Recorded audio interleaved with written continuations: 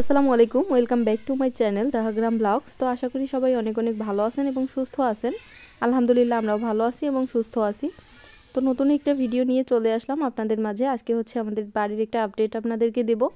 তো সেটা হচ্ছে যে দেখেন আমাদের আজকে সব আলু তোলা প্রায় শেষ, আর আজকে শেষের দিন, এই জন্য ভাবলাম যে আপনাদেরকে একটা আপডেট দিয়ে দিই। কেননা আমাদের হচ্ছে আলুর ফলনটা এবার প্রচুর হয়েছে, মানে অনেক অনেক হয়েছে বলা যায় আলহামদুলিল্লাহ।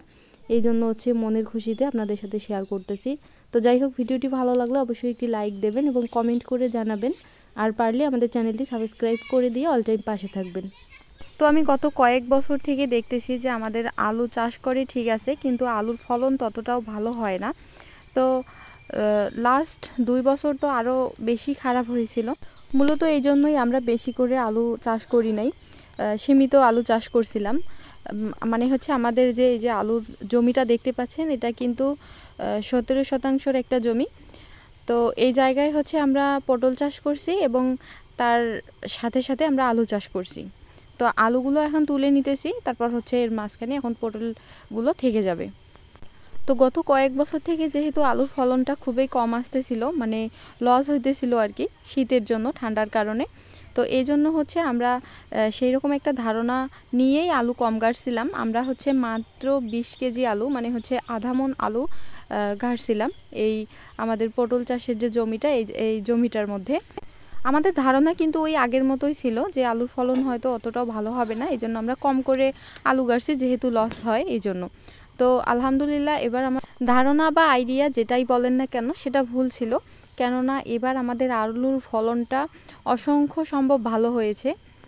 আমরা গত কয়েক বছর থেকে আলু গাড়ছিলাম ঠিক আছে, কিন্তু আলুর হচ্ছে যত্ন পরিচর্যাও ভালো করছিলাম। আর এবার যেহেতু মানে ধারণাটা ওই আগের মতোই ছিল যে হয়তো অতটাও আলুর ফলন ভালো হবে না, কেননা এবার আরও ঠান্ডা বা মানে কুয়াশার পরিমাণ, শীতের পরিমাণটা বেশি ছিল। এই জন্য আমরা ভাবছিলাম যে আলু হয়তো এবারও মানে ভালো হবে না। এই জন্য আমরা মানে সেই রকম যত্ন এবং পরিচর্যা করি নাই, বা সার বা যেটাই বলেন না কেন, যত্ন পরিচর্যা করি নাই মানে বলাই যায় আর কি। তো এবার যেহেতু শীতের পরিমাণটা খুবই বেশি ছিল, মানে কুয়াশা খুবই ছিল, এজন্য যেন আলুর গাছগুলো মরে না যায়, তাড়াতাড়ি যাতে মরে না যায়, এই জন্য আমরা শীত কাটা ব্যবহার করছিলাম। তো আলুগুলো হচ্ছে রোপণ করার ঠিক 1 মাস পর থেকে আমরা 4টা চ্যাপ্টারে মানে 4 দিন স্প্রে করছিলাম, স্প্রে মেশিন দিয়ে শীত কাটার ওষুধ। আর যেহেতু আমাদের আলু চাষের জমিটা উঁচু আর একটু মানে হচ্ছে বালু বালু আর কি মাটিগুলো, এই জন্য আমরা মাত্র 2 বার পানি দিছিলাম আলুর মধ্যে।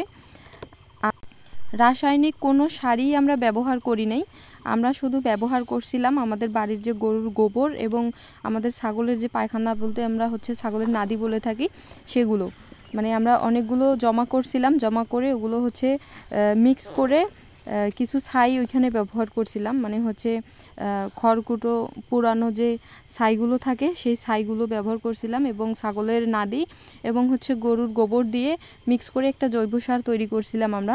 সেই জৈব সার আমরা মানে 2 চ্যাপ্টারে ব্যবহার করছিলাম, আর আমরা কোনো রাসায়নিক সার দেই নাই।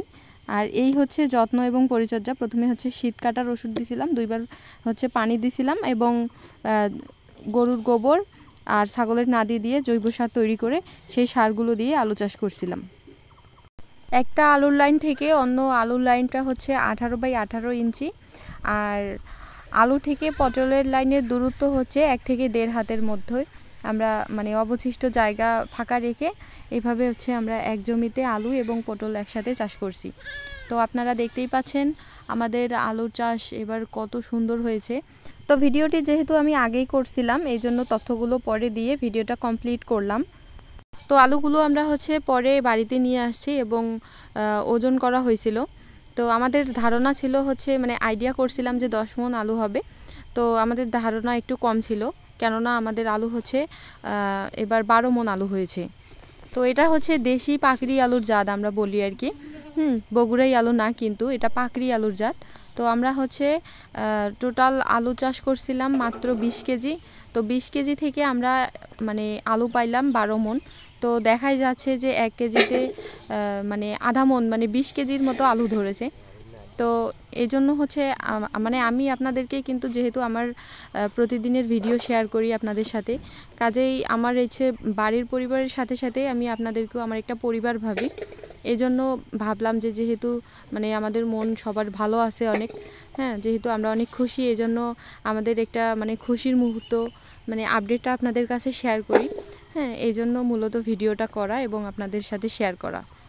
আমরা কিন্তু লাস্ট গত কয়েক বছর থেকে মানে যতদিন থেকে আলু চাষ করছিলাম, হ্যাঁ, আমার মানে নিজের চোখের দেখা এত ভালো আলুর ফলন আমি কখনো দেখি নাই, মানে কোনোবারও হয়নি আমাদের, মানে আমি যেটা বলতে পারি। তো এই হিসেবে যা দেখলাম যে গত বছর থেকে হচ্ছে আমরা রাসায়নিক সার ব্যবহার করে যেরকম ফলন পাইছিলাম, তো এবার রাসায়নিক সার ব্যবহার না করেও তার থেকে অধিক মানে অনেক ভালো ফলন পাইছি। তো এর থেকে এটাই মূলত বোঝা যায় বা প্রমাণ হয় যে রাসায়নিক সারের তুলনায় আমাদের জৈব সারের পাওয়ার বা ক্ষমতা অনেক বেশি বলে আমি মনে করি।